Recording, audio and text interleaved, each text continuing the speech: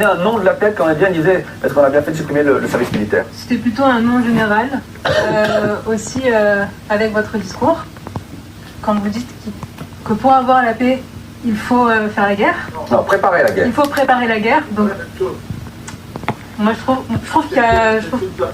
Prenez le micro général aussi. Non, non, c'est ce que nous apprend l'histoire, c'est simplement... Le sens, c'est que quand on a été faible, eh bien, on est tombé sous la botte de régimes autoritaristes. D'accord. Et la liberté, ça se gagne. Pardon.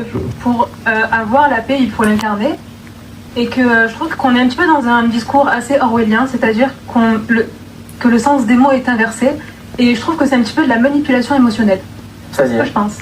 Mais c'est-à-dire qu'on nous dit on nous dit toute la journée que l'Union européenne c'est la paix, etc. Mais en fait, oui, mais en fait, pour avoir la paix, on passe. C'est ce qu'Emmanuel Macron disait d'ailleurs lors de son allocution.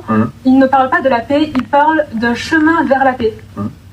Qui passerait éventuellement par préparer la guerre et par la guerre. Et par se réarmer. Et par se réarmer, etc. Moi, je trouve que c'est un petit peu de la manipulation émotionnelle, en fait.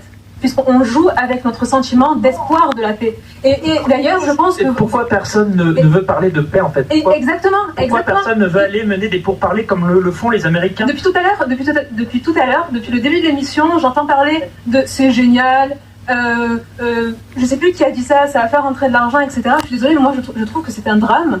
Je trouve que la guerre, personne ne devrait accepter la guerre. J'ai vu le reportage d'ailleurs de Charlie, ça m'a profondément touchée.